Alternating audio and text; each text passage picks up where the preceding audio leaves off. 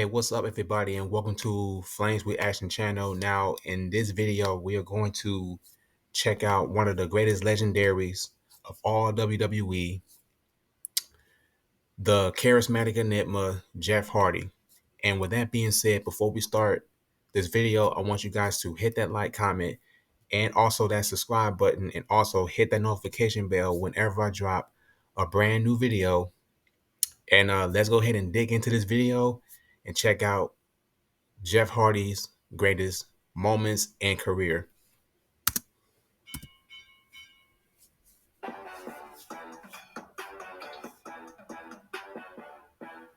Jeffrey Nero Hardy was born in Cameron, North Carolina in 1977. From a young age, Hardy had a love for action, as he took part in extreme sports like football and motocross, but it was wrestling that quickly captured his attention. Jeff grew up watching WWE, with his favorite wrestlers being The Ultimate Warrior, Hulk Hogan, and Shawn Michaels. Jeff's childhood sadly wasn't all good, though. He and his brother Matt lost their mother to brain cancer when Jeff was only 9 years old. This didn't stop them from pursuing their passion, though, and the Hardy brothers began wrestling in their backyard and even held their own shows. As they grew up, the Hardys learned more and more and started wrestling for small companies around their area.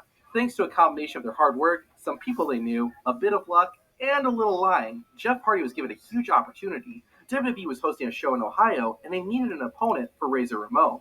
Ramon's original opponent backed out on short notice, and a 16-year-old Jeff Hardy was asked to fill in. Hardy agreed, but claimed he was 18. Under the impression that he was an adult, WWE let Jeff Hardy compete, leading to Hardy's first WWE match. In the main event of Raw, Jeff Hardy, wrestling under the name Keith Davis, took on future Hall of Famer Razor Ramon.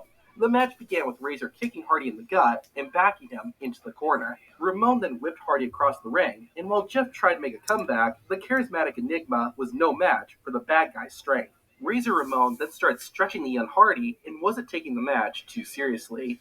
Razor even lifted Jeff by his pants and started attacking him in the corner. An elbow to the face sent Hardy back to the mat, and the bad guy followed that up by slamming his opponent into the turnbuckle. Jeff's lifeless body was then hoisted up to the top and sent crashing down with a belly-to-back suplex. Finally, Ramon signaled for the Razor's Edge and planted the 16-year-old wrestler on the canvas and ended the match. The backstory of how Jeff Hardy got put into this match is a lot more interesting than the match itself. It was a squash, which can be fun, but this is just dull. There was a lot of time spent with Razor Ramon just taunting Jeff Hardy, and it wasn't that interesting. But imagine telling fans in 1994 that this Keith Davis guy would eventually become one of the most popular WWE wrestlers of all time. We got a little ways to go before that, however. After his WWE debut, Jeff Hardy would spend the next few years doing more of the same. He was used as an enhancement talent and would lose to more established stars. Jeff's brother Matt was doing a very similar thing at the time as well. It wouldn't be until 1996 that the Hardys would start tagging together in WWE. They still lost most of the time and were used to make other people look good.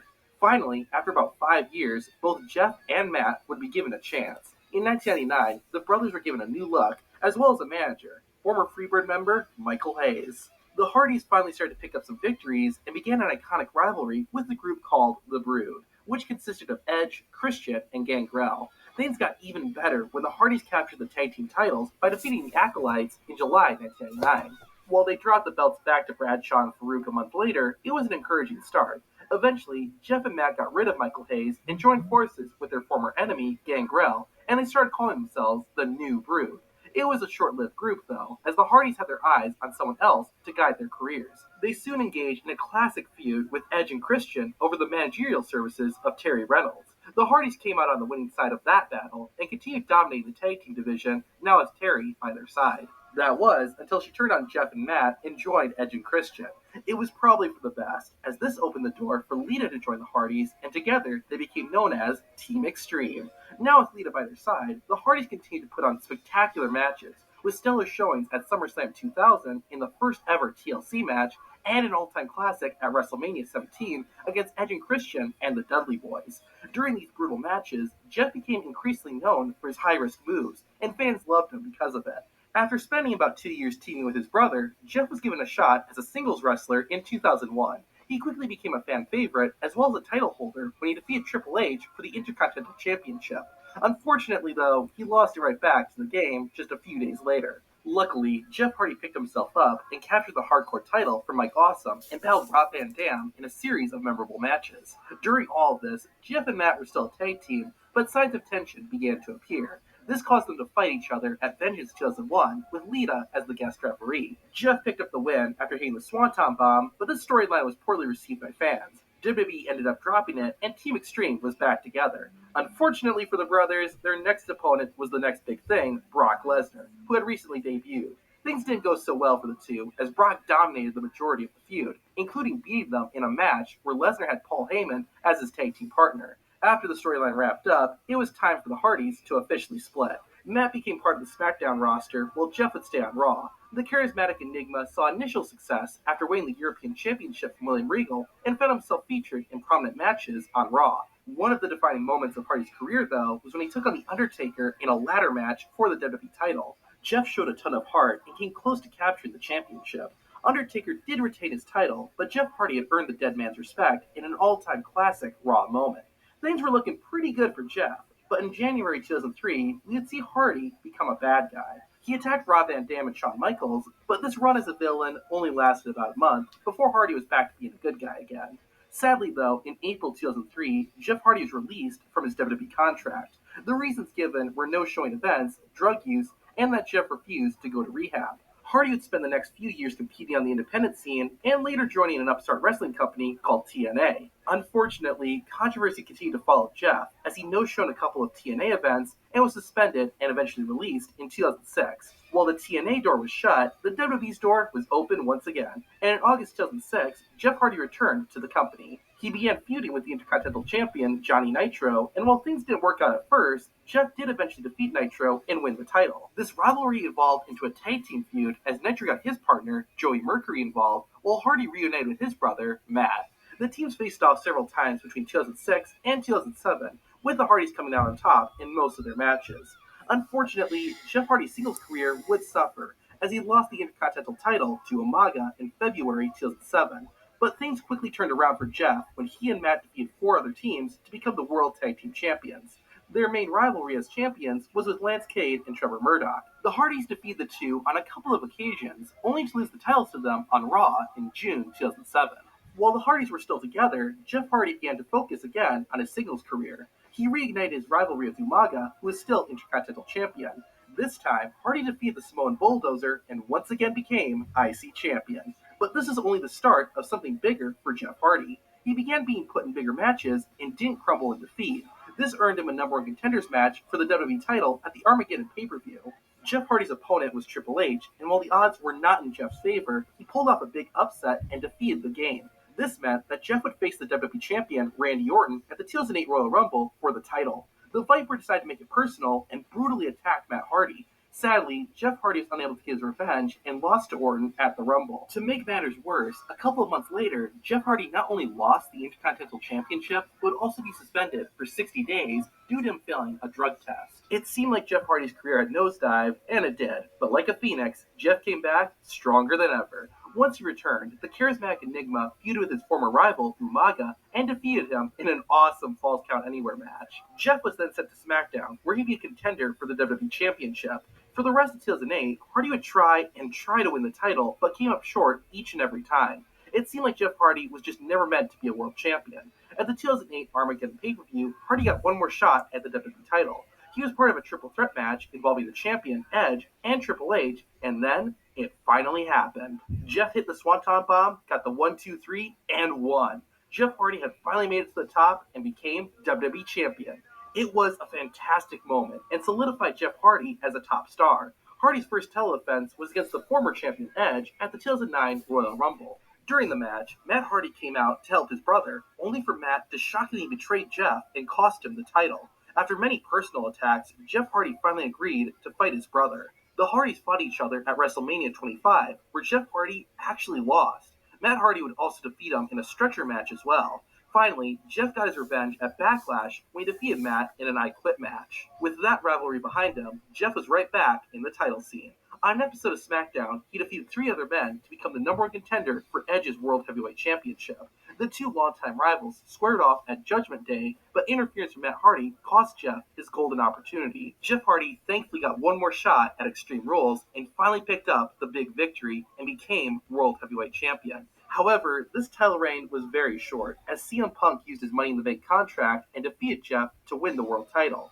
As you've learned, Jeff Hardy is resilient, and Hardy picked himself up and defeated CM Punk at Night of Champions to win back the gold. For whatever reason, Jeff Hardy World Championships do not mix. At the next pay-per-view, SummerSlam, CM Punk defeated Hardy, and Jeff lost the belt again. Hardy got his rematch on the following episode of SmackDown in a steel cage match. The fight had a special stipulation that the loser would leave WWE. In a heartbreaking moment, Jeff lost the match and was forced to say goodbye. In real life, the reason for this was to give Hardy time off to heal his body. However, like in the storyline, Jeff Hardy really did not have a contract with WWE. This resulted in Hardy returning to TNA in 2010.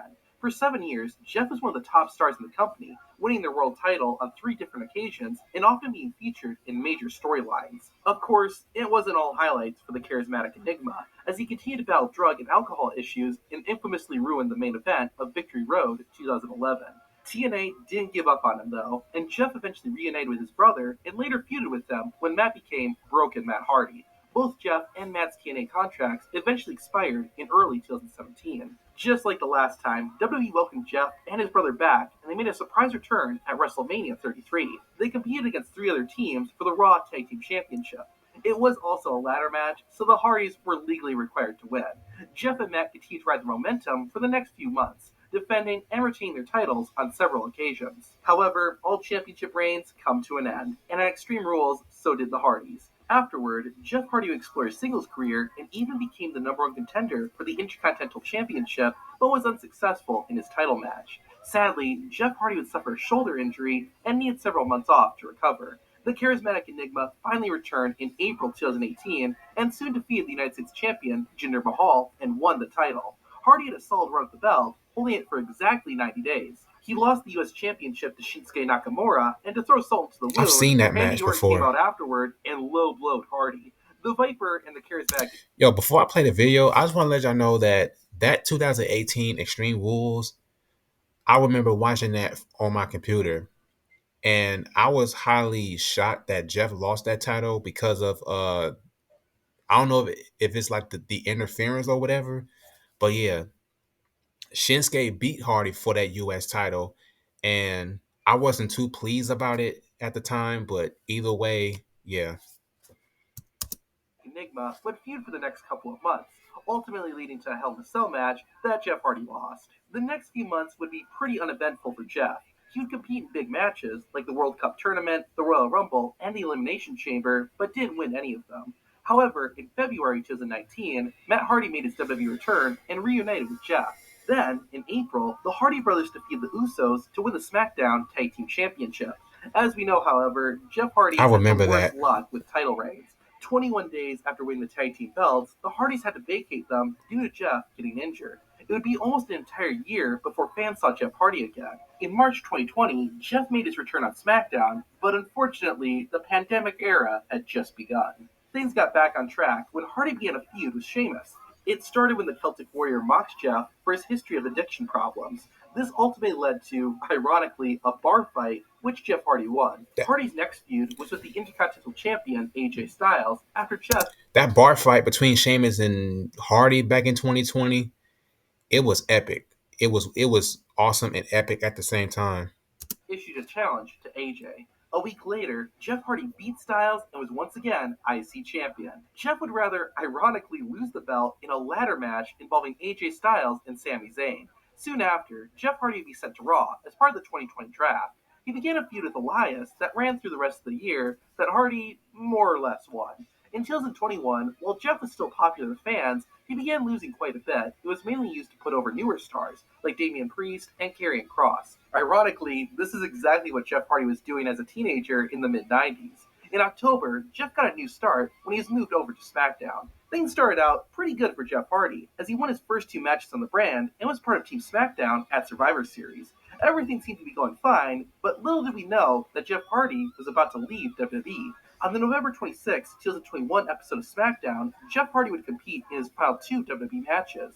The first match of the night was a tag team contest, which saw Hardy and Drew McIntyre defeat Happy Corbin and Madcap Moss. The charismatic Enigma even got the pin for his team. Later that night, an 18-man battle royal was set up, with the winner becoming the number one contender for the Universal Championship. Jeff Hardy was one of the participants, and not even he knew that this would be his last WWE match. Before the Battle Royal actually got started, Jeff's former tag team partner, Drew McIntyre, ran into the ring with his sword. Luckily, all it took was a commercial break and Moss. Jeff, who had changed his attire and gotten rid of his face paint, tried to eliminate Moss, but got attacked from behind by Rich Holland. Hardy then formed an alliance with Mansoor, but Holland overpowered both of them. After recovering, Jeff saw an opportunity and took it, and made the first elimination by pushing Jinder Mahal out of the ring. There was no rest for Jeff, as Shanky started shoving his massive boot into Hardy's throat. The charismatic Enigma stayed close to the ground until he found an opportunity to get back Hardy. Moss even tried to eliminate Jeff, but thanks to the chaos, Jeff Hardy was able to get away. Hardy then laid low for Jeff Hardy and focused his attention on someone else. Jeff Hardy went back to the ground, and it became clear that he was hurt, likely due to having wrestled already. However, after returning from a commercial break, Jeff Hardy was not only on his feet, but he was inches away from eliminating Sheamus. Unfortunately, the Celtic Warrior got the better of Jeff, and Hardy fell back onto the mat. Unfortunately, Happy Corbin saw that Jeff was wounded and decided to try and eliminate him. Even though he was hurt, Jeff managed to stun Corbin just long enough to get back inside the ring. Hardy tried to go on the offensive and take out Ricochet, but that didn't go too well. With the Battle Royal coming to an end, the action started getting more intense, but Jeff Hardy couldn't do much. Realizing that it was do or die, Jeff Hardy had a burst of adrenaline and ambushed Happy Corbin and Sheamus. Hardy hit Sheamus with a whisper in the wind, and Corbin with a twist of fate. Corbin then suddenly pulled a fast one and eliminated Sheamus, which allowed Jeff to eliminate Happy in the match, but considered I was so upset that Hardy got eliminated because of Sami Zayn, and this is around the time when Sami Zayn was a heel too. But it is what it is. the way the storyline went with Sami Zayn, I think it worked fine. Talking about Jeff Hardy's last match, though, it made sense that Hardy didn't do much, considering he had already wrestled, but I think it would have been better if he played a more active role. The way the match was played out, Jeff Hardy just felt like another body in the ring, and I was honestly surprised that he lasted till the very end. The commentators didn't even acknowledge when Jeff Hardy eliminated Jinder Mahal, which only adds. All right, y'all. Excuse me. I'm gonna have to stop this video right now. If you guys enjoy that video, once again, please leave a like and also leave a comment under the section below. And tune in on the next one, y'all. Peace.